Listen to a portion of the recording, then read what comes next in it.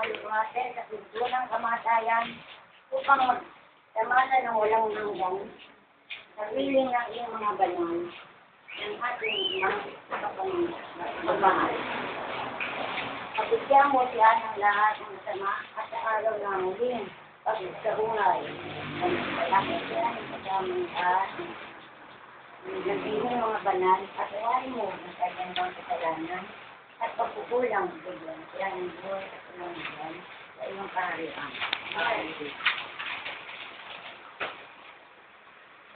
Sandali na ito, pagdadalamhagal ng ating isang tao lamang ang makapagbibigay sa ating ng pag-asa at ito'y tanging ang Panginoon. Ito lamang na iyong ating natutunan. Kami ay sumasampalataya kay Kristo na nananampalataya. Sumasampalataya pa kayo ng kamatayan na hindi walang ating buhay. Pagpili ng Panginoon at pakailan. Oo, kami ay sumasampalataya kay Kristo na siya nananampalataya. Bilang mga Kristiyano, ang wala ng pag-asa.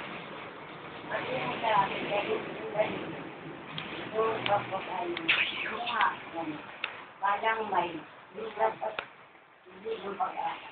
Sapagkat kami ay sumasampalataya kay Kristo na siya nananampalataya. Panginoon, matayan.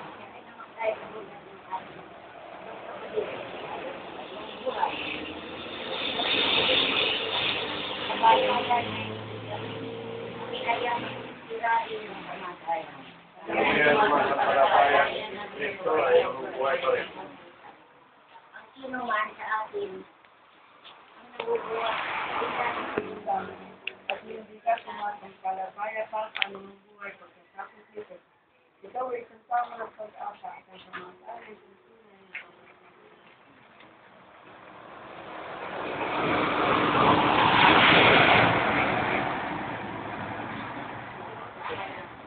Diyos na aming Ama, matutulong sa ating kailangan.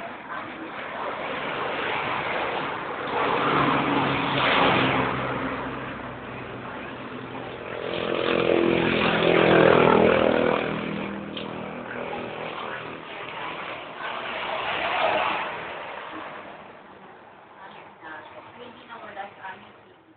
Hindi sila ay napanagay sa iyong pangangalaga ng mga kami ay nanalangin sa iyo, Ama, na siya ay pangalagaan ngayon, buhay hindi na namin. Kayin ka, bubuhayin kita, bubuhayin kita, ngayon at kailanman. O Pata, hindi ka nito. Nasabi ko sa inyo ang katotohanan. Sino man sumunod sa akin ay hindi kailanman mamamatay. Kung ang ating pinakamamahal ay makapagpapag ito ng pag-ibig at pangangalaga para sa kanyang pamilya at kaibigan, sa kabila ng kanyang mga kahinaan, ay hindi kailanman mamamatay. Diyos aming Ama, kami ay nananalangin sa iyo. Walang buhay ikaw. Aming pinakamamahal na ina.